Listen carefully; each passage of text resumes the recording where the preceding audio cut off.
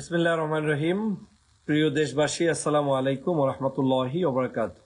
পৃথিবীর যে যেখান থেকে দেখছেন শুনছেন, আপনাদের সবাইকে শুভেচ্ছা অভিনন্দন। দ্রুত লাইভটি শেয়ার করে দিবেন।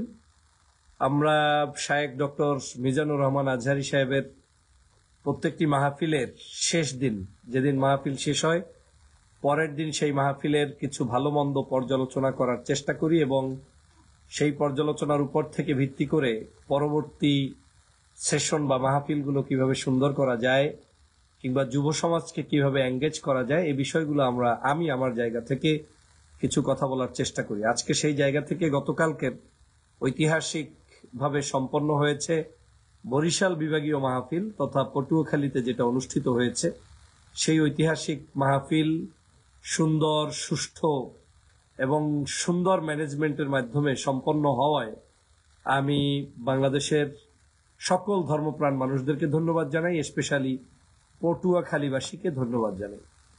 আমাদের ওই ফেসবুকের মধ্যে যারা বিভিন্ন ধরনের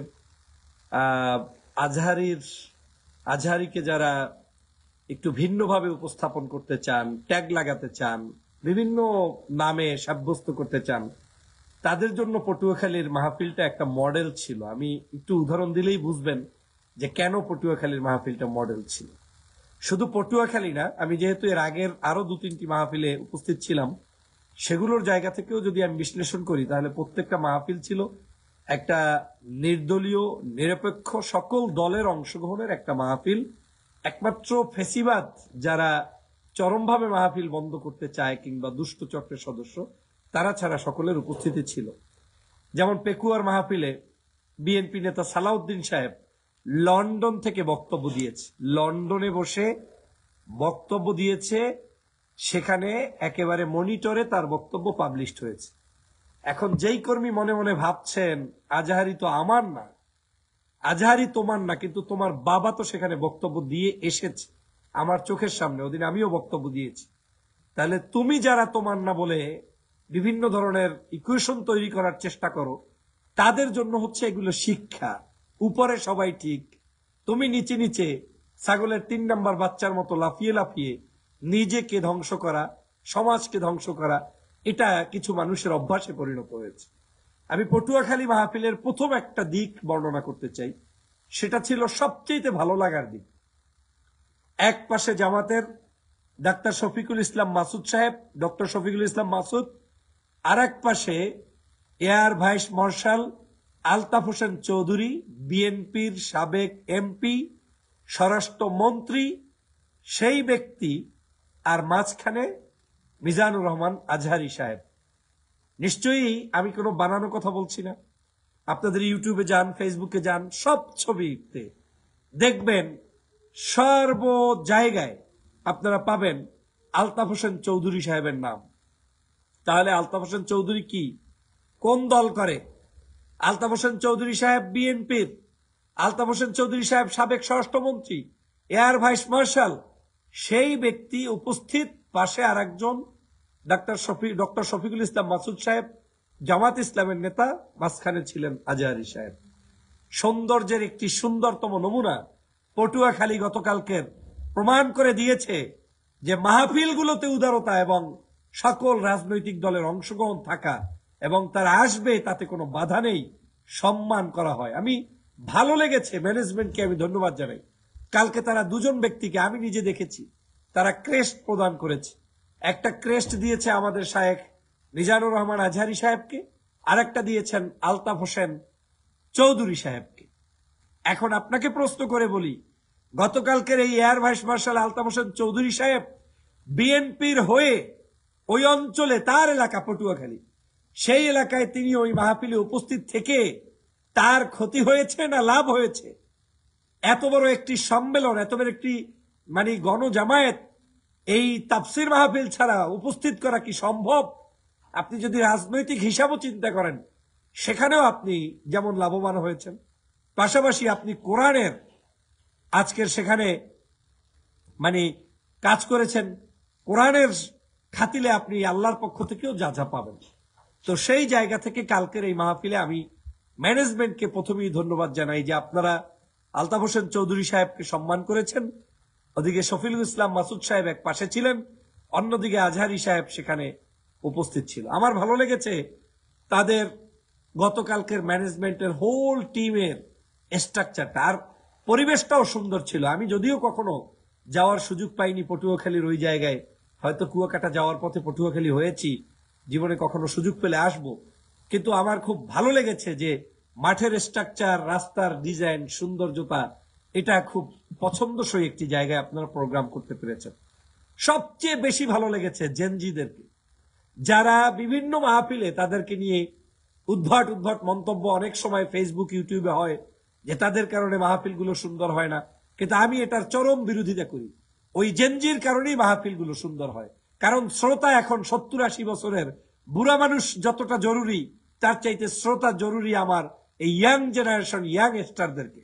গতকালকের এই মাহফিলে এই জেনজিরা সবচাইতে সুন্দরভাবে উপস্থিত ছিল, কোন ধরনের উচ্চবাচ্য ঝইঝামেলা তারা করেন নাই, এবং এটা ছিল একটা অন্যতম উদাহরণ।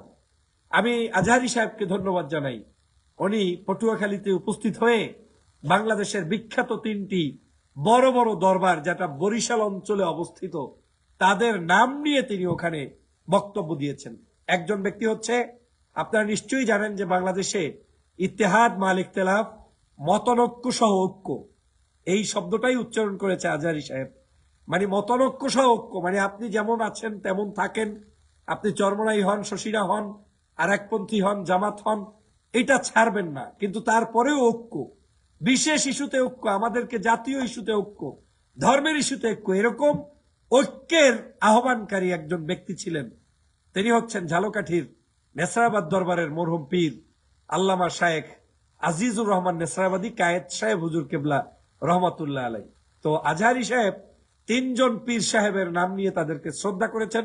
তার মধ্যে একজন হচ্ছে ঝালকাঠির মরহুম পীর নেসরাবাদের পীর হযরত কায়েদ সাহেব হুজুর কেবলা রহমাতুল্লাহ আলাই, যিনি ইসলামী ঐক্যের পুরোধা ছিলেন, ইত্তেহাদ মাল ইখতিলাফ তথা মতানৈক্য সহ ঐক্যনীতির উদ্ভাবক ছিলেন, প্রচারক ছিলেন, এবং তিনি প্রথম সম্ভবত বাংলাদেশে, সারা বাংলাদেশের চরমনাই, সারসিনা পন্থী, তারপরে জামাতপন্থী, বিভিন্ন পন্থী, ফুরফুরার পীর বিশেষ করে, এই মানুষদেরকে ডেকে এনে 1997-98 সালে ঝালকাঠিতে ইসলামী ঐক্য সম্মেলন ডেকেছিলেন, যার মধ্যে আল্লামা দেলোয়ার হোসেন সাইদি সাহেবও ছিল, আমি যদি মিস্টেক না করি 97-98 সালের সেই প্রোগ্রামগুলোতে।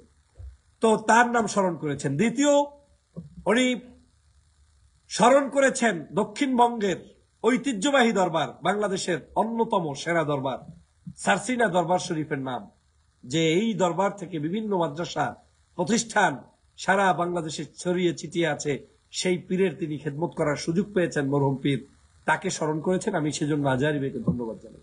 তিনি আরেকজনের কথা স্মরণ করেছেন, বরিশালের অন্যতম পীর চরমনাই, যেটা সবাই কম বেশি চেনেন।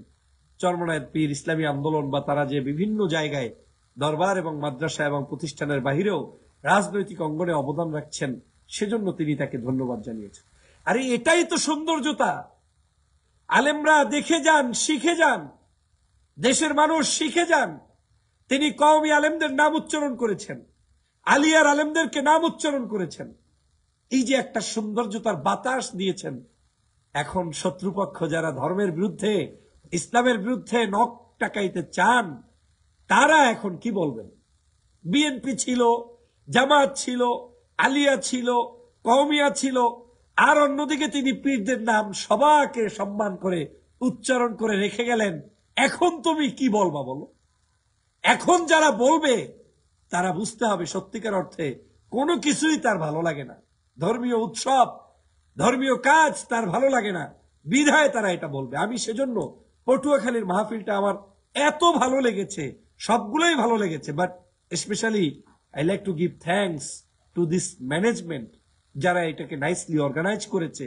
এবং আমি দেখেছি আজহারি ভাইও স্টেজে উঠতে খুব একটা হুরহাঙ্গামা সবগুলোতে যেভাবে হয়, এটাতে তার চেয়ে অনেক কম এবং সুন্দরভাবে তিনি সম্পন্ন করতে পেরেছেন, এবং পটুয়াখালীবাসীকে সেজন্য আমি ধন্যবাদ জানাই। এবং ডক্টর শফিকুল ইসলাম মাসুদ সাহেব সম্ভবত এটার আয়োজনের হেড ছিলেন, যতটুকু বুঝতে পেরেছি, তাকে আমি ধন্যবাদ জানাই। বা অনেক মানুষই ছিলেন, আমি সবার নাম জানি না, আমি তাদেরকে ধন্যবাদ জানাই। এভাবেই আমাদেরকে এগিয়ে আসতে হবে, ঐক্যের আহ্বান ছড়িয়ে দিতে হবে, আমাদের ধর্মপ্রাণ মানুষদের মধ্যে দূরত্ব কমিয়ে আনতে হবে, ভালোবাসা তৈরি করতে হবে। এক দল আরেক দলের প্রতি ভিন্ন আদর্শ থাকবে, ভিন্ন মত থাকবে, ভিন্ন পথ থাকবে, ভিন্ন চিন্তা থাকবে, কিন্তু আমরা জাতীয় ইস্যুতে, দেশের ইস্যুতে, ধর্মীয় ইস্যুতে এক হব। এক জায়গায় বসলে আমি আপনাকে অ্যাকনলেজ করব, আপনি আমাকে অ্যাকনলেজ করবেন, আমি আপনার নাম বলবো, আপনি আমার নাম বলবেন।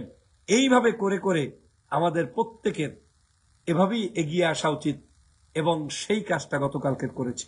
আমি বিএনপির air vice marshal Altaf Hossain Chowdhury সাহেবকে ধন্যবাদ জানাই যে শত শত মিথ্যা বানোয়াট প্রোপাগান্ডার পরেও আপনি আপনি একটা সঠিক দায়িত্ব পালন করেছেন। আপনি না গিয়ে পারতেন, ছুতা দিতে পারতেন, বউ অসুস্থ, সামাজিক কাজে আপনি ব্যস্ত, ঢাকায় আছেন। এরকম হয় অনেক জায়গায়, অনেকে চালাকি করে, আমি দেখেছি কিছু কিছু জায়গার চালাকি। কিন্তু আল্লাহর মেহেরবানি, আপনি উপস্থিত হয়ে প্রমাণ করেছেন আপনি সত্যি শেরেবাংলার অঞ্চলের সন্তান। বরিশালের এই যে শেরেবাংলা একে ফজলুল হক, তার যে সাহসিকতা সেটা আপনি দেখিয়েছেন, আর নিশ্চয়ই সে কারণে আপনি সম্মানও পেলেন, এবং এই সম্মানটা আরো পাবেন যত বেশি করে আলেমদের পাশে, ধর্মপ্রাণ মানুষদের পাশে থাকবেন, তত বেশি পাবেন। আপনাকে ধন্যবাদ জানাই।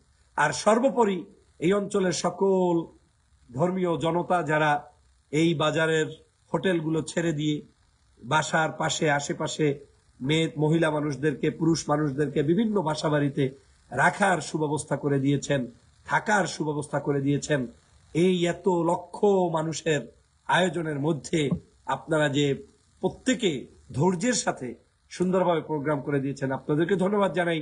প্রশাসন, পুলিশ, এখানে নিয়োজিত র্যাব সহ বিভিন্ন বাহিনীর সদস্যদেরকে আমি ধন্যবাদ জানাই, সাংবাদিকদেরকে ধন্যবাদ জানাই। আরেকটা বিষয় বিশেষ ভালো লেগেছে, সবচেয়ে বেশি কাভারেজ হয়েছে গতকালকের পটুয়াখালীর এই মাহফিলটা, সবচেয়ে বেশি টিভি চ্যানেল এবং পত্রপত্রিকা ফোকাস পেয়েছে। অন্যগুলোতেও পায়, কিন্তু সরাসরি লাইভ, সরাসরি তাদের পেজে আপলোড, সেটাও আমি পটুয়াখালীতে দেখেছি। সেজন্য আমি সাংবাদিক ভাইদেরকে আরেকটু বেশি ধন্যবাদ জানাই, এবং আপনারা প্রত্যেকটি জায়গায় এভাবে যাবেন এবং দিনের এই কথাগুলো ছড়িয়ে দিবেন, ছিটিয়ে দিবেন, মানুষের কাছে প্রচার করে দিবেন। আমরা আশা করি আমাদের, যদিও আমি আজহারী ভাইকে বহুবার ব্যক্তিগতভাবে বলেছি, আজকে লাইভের মাধ্যমে বলতে চাই, বাংলাদেশ একটি ধর্মপ্রাণ জায়গা। এখানে এই 8টা বিভাগে সমাবেশ করলে এই 8 বিভাগের মানুষের এই মাহফিল দিয়ে সমাপ্তি টানা উচিত হবে না। আপনার মিনিমাম 64টা জেলায় 64টা মাহফিল যেন আপনি করতে পারেন। আপনারও সেই তৌফিক আল্লাহ দান করুক, এবং আমাদের দেশবাসীরও সেই চাহিদা পূরণ হওয়ার তৌফিক দান করুক। কারণ যুবকদের যে উচ্ছ্বাস, আপনি জেলায় গেলেও প্রত্যেকটি জেলায় যদি আপনি একটু ঘুরে ঘুরে 64টা মাহফিল অন্তত বছরে করতে পারেন, সেটা অবশ্যই আমাদের এই ইয়াং জেনারেশনের জন্য আরো ফলদায়ক হবে বলে আমার বিশ্বাস। যদিও আপনার প্ল্যান আমাদের চেয়ে সুন্দর হবে, আপনি আরো সুন্দর প্ল্যান করবেন, এবং এটা একান্তই আপনার ব্যক্তিগত বিষয়, কিন্তু আমি দেশবাসীর পক্ষ থেকে আপনার প্রতি এই আহ্বান রেখে গেলাম, যাতে আপনারা সমস্ত জায়গায় আপনি বিচরণ করতে পারেন, এবং আল্লাহ পাক আপনার মাধ্যমে আমাদের সেই হারিয়ে যাওয়া আল্লামা দেলোয়ার হোসেন সাঈদের সেই যে কণ্ঠ অথবা তার যে স্পিরিট, সেটা ফিরে আসুক। আমরা জানি তার মতো কেউ হবে না, হয় তার চেয়ে ভালো হবে, আরো বেশি হবে, অথবা আরো কম হবে, কিন্তু আমাদেরকে তো এই পূরণ করতে হবে অভাবটা। আপনি যেন পূরণ করতে আমাদের পাশে থাকেন, আল্লাহ সেই তৌফিক দান করুক। ভালো থাকেন, সুস্থ থাকেন, আল্লাহ হাফেজ। আসসালামু আলাইকুম ওয়া রাহমাতুল্লাহি ওয়া বারাকাতুহু।